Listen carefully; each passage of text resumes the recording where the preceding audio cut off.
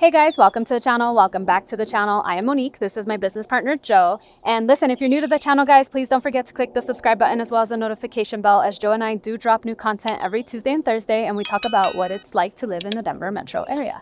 That's right, guys. Also, we are licensed realtors out here in the state of Colorado. So any real estate needs you guys have, any questions you have, anything we can help with at all, that number popping up down below, we are the ones who answer the phone calls, text messages, emails, all that fun stuff. So anything we can do to help, always let us know. But otherwise, with that being said, let's jump into things. 5 things you should know about living in Aurora, Colorado.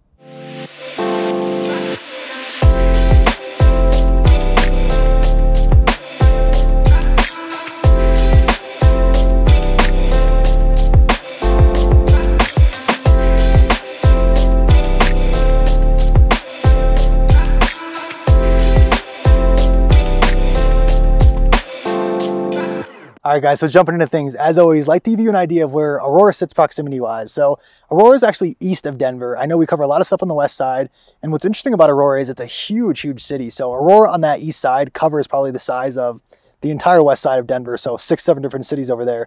And what's really cool about this area too is, although the proximity is not amazing to the mountains, it is east of Denver, which I know a lot of people have complaints on.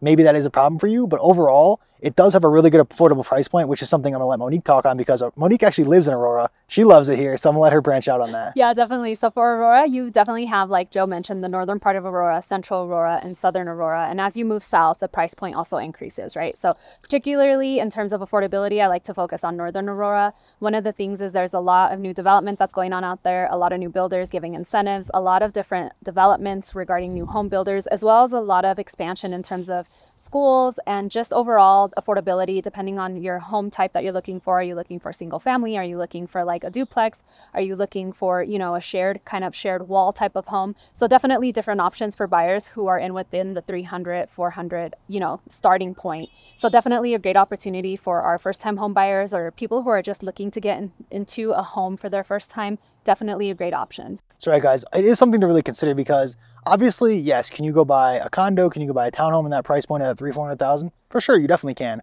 But if you want that full-size home, if you want a yard, maybe you have dogs, maybe you have kids, and just you need that little bit more space, Aurora is a really good price point for you because you're going to be getting what would be a condo on the west side for a full house on the east side. So really, really cool with that. And what's really cool too is in terms of not only are you getting a lot of good price points out here, even in that central and southeastern portion where it is a little bit steeper than the north, you're getting really good schools in that portion of the city as well because you have Cherry Creek schools on the central and southern portion. So #2 school district in the entire state. Look at Joe over here thinking hey, about schools, I don't even have kids and I'm always thinking ahead. She is in my head with these schools though. And it affects resale too, as we talk about all the time. So it's really something to consider. So maybe you get in, you build that equity, you get that good resale down the road. It's a really, really big consideration to have. Right. And one of the things too with Aurora, and I continue to touch on the point regarding growth and development and things like that, is there's a lot of shopping options as well. If you do move in central or south, a lot of people actually do commute to the Southland Shopping Mall. And one of the things that's really cool is it's an outdoor mall. It offers basically like a, you know, your traditional theater.